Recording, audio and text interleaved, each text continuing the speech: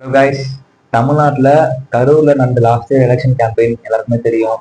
அதில் வந்து 41 பேர் வந்து இறந்தாங்க. அந்த 41 பேர் இறந்தாங்க இல்லைங்களா? அந்த 41 பேரோட குடும்பத்தில் ஒருத்தர்கள்னு சொல்லி இப்போ இருக்கிற தமிழ்நாடு கவர்மெண்ட் வந்து ஒரு கவர்மெண்ட் ஜாப் வந்து அலோகேட் பண்ணியிருந்தாங்க. அந்த கவர்மெண்ட் ஜாப்பை நேற்று மதுரை ஹைகோர்ட் வந்து கேன்சல் பண்ணியிருக்காங்க.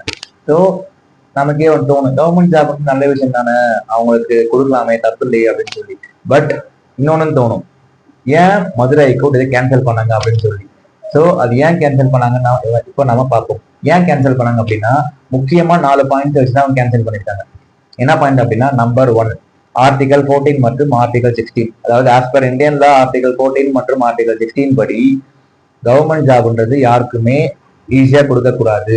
அது வந்து சமத்துவம் மற்றும் ஈக்குவாலிட்டின்னு சொல்லுவாங்க இல்லைங்களா, அதன் அடிப்படையில் தான் கொடுக்கணும். இப்போ எல்லாருக்குமே வந்து எக்ஸாம் வச்சு தான் கொடுக்குறாங்க கவர்மெண்ட் ஜாப். ஸோ அதன் அடிப்படையில் தான் கொடுக்கணும்னு சொல்லி ஃபர்ஸ்ட் பாயிண்டா அவங்க சொல்லியிருக்காங்க. செகண்ட் பாயிண்ட் என்னன்னா, கவர்மெண்ட்ன்றது ஒரு கேரக்டர் ட்ரஸ்டே கிடையாது, இங்க வரவங்க எல்லாம் எடுத்து கொடுக்கணும்னு சொல்லி இது வந்து ஒரு தகுதியின் அடிப்படையில் தான் கொடுக்கணும். ஏன்னா இது பப்ளிக் சர்வீஸ் ஜாப் அப்படின்றதுனால இது வந்து தகுதி அடிப்படையில் தான் கொடுக்கணும்னு சொல்லி செகண்ட் பாயிண்ட் அவங்க முன் வச்சிருக்காங்க.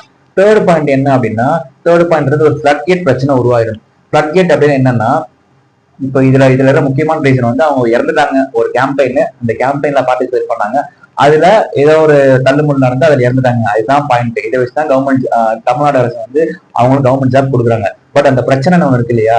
சோ இந்த பிரச்சனை இது விபத்துல இறந்துட்டாங்க. சோ இன் ஃபியூச்சர்ல பைக்ல போக இறந்துட்டாங்க, எனக்கு கவர்மெண்ட் ஜாப் வேணும், லாரி அடிச்சு இறந்துட்டாங்க, எனக்கு கவர்மெண்ட் ஜாப் வேணும்னு சொல்லி ஒரு ஃபிளட் கேட் பிரச்சனை மாறிடக்கூடாது.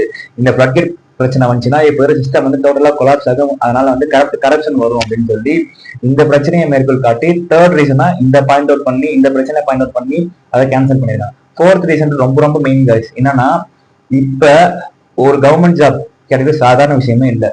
அதுவும் வந்து நான் ஒரு 4 சீட் 5 சீட்டுக்காக 1 லட்சம் பேர் எக்ஸாம் எழுதுறாங்க.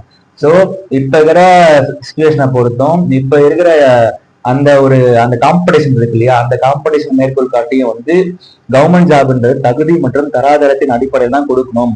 நீங்க வந்து கொடுங்க, தப்பு இல்லை. ஆனா அந்த 41 பேர் குடும்பத்துக்கு அந்த எக்ஸாம் இருக்கு இல்லைங்களா, இப்ப ஏகப்பட்ட எஜுகேஷன் இன்ஸ்டியூட் வந்துச்சு, அங்க ஏகப்பட்ட எஜுகேஷன் இன்ஸ்டியூட்லுமே வந்து ஏகப்பட்ட காசு வாங்குறாங்க. ஸோ இதெல்லாம் வாங்காம நீங்க ஃப்ரீயா அவங்களுக்கு வந்து அவங்கள வந்து தகுதிப்படுத்தி அதன் அடிப்படையில் அவங்களுக்கு ஜாப் ஆகணும்னு சொல்லி மொத்தம் இந்த 4 பாயிண்ட்ஸ் மேற்கோள் காட்டி வந்து இந்த கவர்மெண்ட் ஜாப் வந்து அவங்க அந்த குடும்பத்துக்கு கேன்சல் பண்ணிருக்காங்க.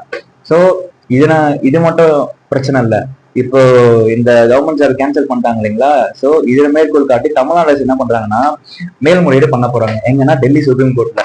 ஸோ வெயிட் பண்ணுங்க, நாம என்ன நடக்குது பார்ப்போம். Let's wait for next update. By.